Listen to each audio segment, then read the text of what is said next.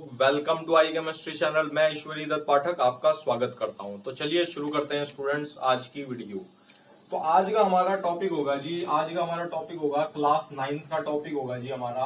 पहले करेंगे हम मॉलिक्यूलर मास। क्या करेंगे बेटा? Molecular mass. Molecular mass clear है? मॉलिक्यूलर मास क्या होता है बेटा? ध्यान से समझो। मॉलिक्यूलर मास ये होता है जी, हम एटॉमिक मास हम जान चुके हैं कि भाई हर एक एटम का एक अलग मास होता है जिसको एटॉमिक मास कहा जाता है। ठीक हो गया। उसकी यूनिट पहले क्या होती थी? एएमयू होती थी। फिर जो बाद में आईयूपैक ने रिकमेंड करी वो क्या करी? यू रिकमेंड करी, जिसको यूनिफाइड मास भी बोलते हैं। अब मॉलिक्यूलर मास क्या होगा? ये क्या होगा? किसी एक कंपाउंड में क्या होगा? जितने भी हमारे एटम्स प्रेजेंट होंगे ना, उसके एटॉमिक मास का समेशन होगा, उसको कहेंगे सॉरी स्टूडेंट्स। तो देखो क्या होगा, मॉलिक्यूलर मास क्या होगा? The summation of all atoms, the summation of all atomic mass present in a molecule is known as molecular mass. ठीक हो गया। तो बेसिकली क्या होगा? The summation of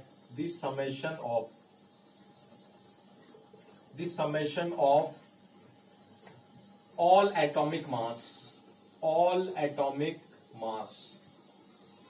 okay, the summation of all atomic mass present in a molecule of a compound is known as क्या कहेंगे बेटा? Molecular mass. Clear है या नहीं बात? तो एक मॉलिक्यूल के अंदर जितने भी उसमें एटम्स होंगे, अगर उनके एटॉमिक मास को सम कर दिया जाता है तो वो उसका क्या कहलाता है बेटा? Molecular mass. Is it clear और नॉट? बोलो जी। तो एग्जांपल देखो जी, CH4 का मैं एग्जांपल आपको करवाता हूं। तो CH4 एक मॉलिक्यूल है। तो अब देखो इसका एटॉमिक हमें क्या निकालना है? इसका मॉलिक्यूलर मास निकालना है जी। क्या निकालना है बेटा? Molecular mass.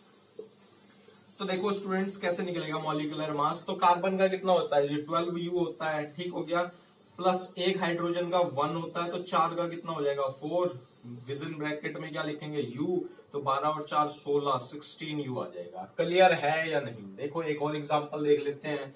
अब देखो मैं कर रहा हूं CO2 का। कार्बन का कितना होता है? 12U। एक ऑक्सीजन का कितना होता है? 16। तो 16 मल्टीप्लाई 2 इंटू यू, तो 12U प्लस 16 दूनी 32U। क्लियर है या नहीं? 44U। सही है जी, बात क्लियर है? इज इट क्लियर और नॉट? कोई डाउट तो नहीं है? ठीक है। अब बात करते हैं जी फॉर्मूला यूनिट। किसकी बात करेंगे स्टूडेंट्स? Formula unit. अब देखो स्टूडेंट्स, फॉर्मूला यूनिट क्या होता है? अब देखो ये भी बेसिकली मॉलिक्यूलर मास ही है, बस क्या डिफरेंस हो जाता है कि फॉर्मूला यूनिट वो होता है, formula unit mass. Formula mass क्या होता है? देखो जी, फॉर्मूला मास है अगला टॉपिक।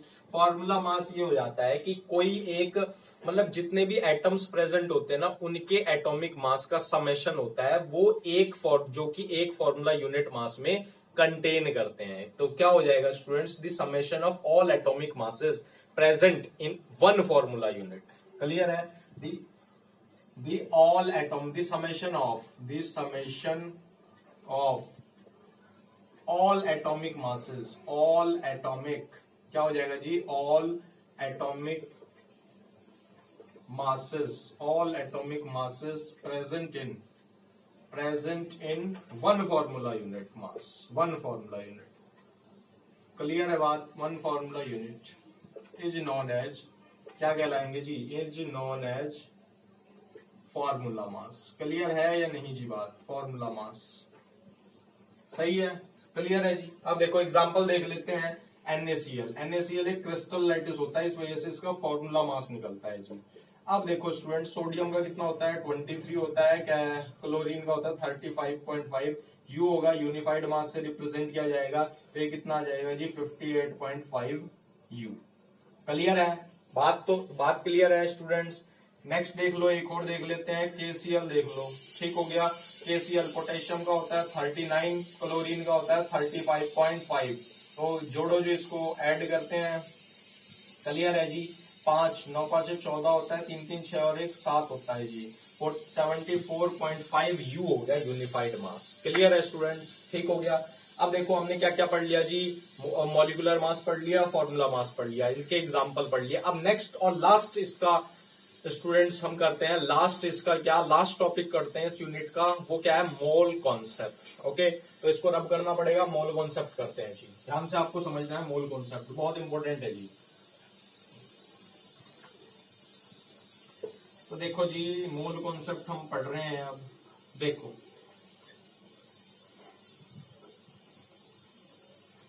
देखो जी, आपको ध्यान से समझना है मोल कॉन्सेप्ट। और अगर आपने अभी तक चैनल सब्सक्राइब नहीं करा तो don't forget to subscribe the I chemistry channel. Okay जी, तो देखो, तो अगला टॉपिक है मोल कॉन्सेप्ट। मोल कॉन्सेप्ट, तो देखो जी, मोल कॉन्सेप्ट क्या होता है। मोल कॉन्सेप्ट को समझने के लिए मैं आपको एक रिएक्शन कराता हूं, एग्जांपल से आपको मोल कॉन्सेप्ट समझाऊंगा जी। ध्यान से देखो, देखो मैं ये लिख रहा हूं 2H2 गैस है प्लस O2 गैस है, गिव्स आउट 2H2 हो जाती है वाटर मॉलिक्यूल।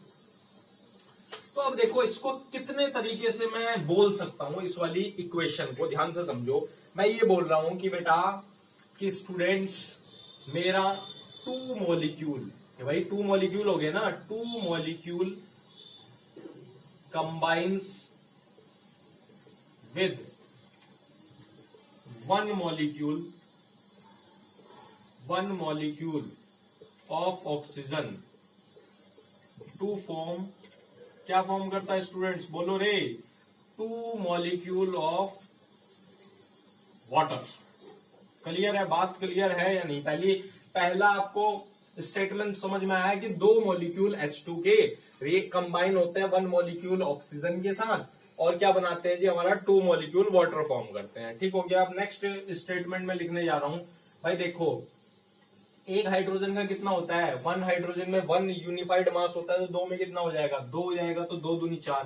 तो नेक्स्ट मैं स्टेटमेंट लिख रहा हूं, 4 यूनिफाइड H2 कंबाइन विद, एक ऑक्सीजन पर 16 यू होता है तो 32, तो 2 पे कितना हो जाएगा 32, तो 32 u unified mass of oxygen to form, कितना बनाएगा जी, ध्यान से देखो, यहां देखो भाई 16 plus 2 18 into 2 36 to form 36 u unified mass of water.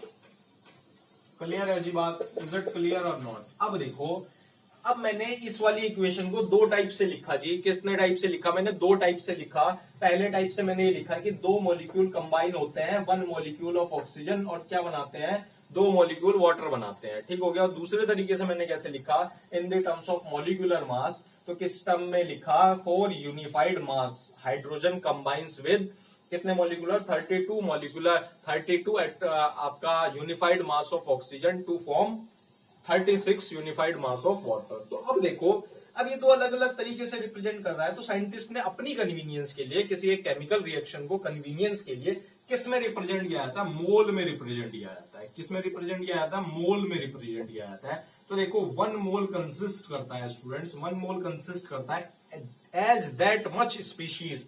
Species में आपका मॉलिक्यूल्स भी आ जाएंगे, ठीक हो गया, पार्टिकल्स भी आ जाएंगे और एटम्स भी आ जाएंगे। सही है बात, एटम्स भी आ जाएंगे।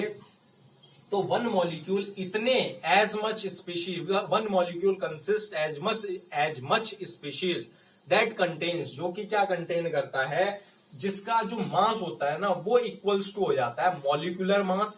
सही है, मॉलिक्यूलर मास या एटॉमिक मास के बराबर हो जाता है। ठीक हो गया, क्लियर है या नहीं? तो 1 मोल अगर आपको, तो 1 मोल का क्या, 1 मोल की वैल्यू क्या होती है, 6.022 into 10 raise to the power 23 atoms per mole होते हैं जी, एटम्स पर मोल होते हैं। क्लियर है या नहीं? और नंबर ऑफ मोल्स कैसे निकलते हैं, नंबर ऑफ मोल्स कैसे निकलते हैं स्टूडेंट्स, ध्यान से देखो, आपका molar mass, mass upon molar mass, mass upon molar mass.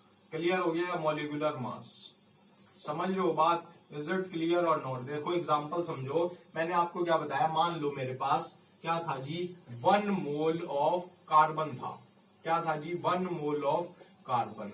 तो 1 मोल ऑफ कार्बन का मतलब ये हो गया स्टूडेंट्स कि मेरे पास 12 ग्राम कार्बन था। सही है, बोलो रे यस या नो। इसका मतलब क्या हो गया, मेरे पास 1 मोल ऑफ कार्बन का मतलब हो गया 6.022 इंटू 10⁻⁻23 एटम्स हैं जी मेरे पास कार्बन के, एटम्स ऑफ कार्बन। नहीं समझ में आई बात समझ में आ रही या नहीं स्टूडेंट्स? इज इट क्लियर और नॉट? कोई डाउट तो नहीं है? अब देखो, अब 1 मोल ऑफ कार्बन की अगर मैंने बात करी, अब मैं बात कर रहा हूं 1 मोल ऑफ हाइड्रोजन की। तो वो बताया ना मैंने, यानी 1 मोल ऑफ एटम, यानी 1 मोल वो स्पीशीज कंटेन करता है जो कि उसका मास जो होता है उसके एटॉमिक मास या मॉलिक्यूलर मास के इक्वल हो जाता है, उसको कहते हैं 1 मोल। क्लियर है? 1 मोल ऑफ हाइड्रोजन की अब मैं बात कर रहा हूं, हाइड्रोजन की मैं बात कर रहा हूं स्टूडेंट्स, प्यारे छात्रों। तो देखो 1 मोल ऑफ हाइड्रोजन की अगर मैं बात कर रहा हूं तो 1 ग्राम ऑफ हाइड्रोजन हो जाएगा जी, 1 ग्राम ऑफ हाइड्रोजन हो जाएगा। समझ रहे हो बात? ठीक हो गया। इसका मतलब क्या हो जाएगा जी, इसका मतलब हो जाएगा 6.022 इंटू 10⁻⁻23 कितने हो जाएंगे जी, एटम्स हो जाएंगे of hydrogen, of hydrogen, of hydrogen. Clear है या नहीं? बोलो जी, बोलो जी यस या नो। इज इट क्लियर और नॉट? बात क्लियर है? ठीक हो गया। तो इसी के साथ ये वीडियो यहीं पर खत्म हो जाती है। वीडियो अच्छी लगे तो लाइक करके जरूर जाना, और you can also follow me on Unacademy. Description में मैं लिंक दे दूंगा अनअकैडमी का, उसमें भी आप फॉलो कर सकते हो मुझे। Thank you.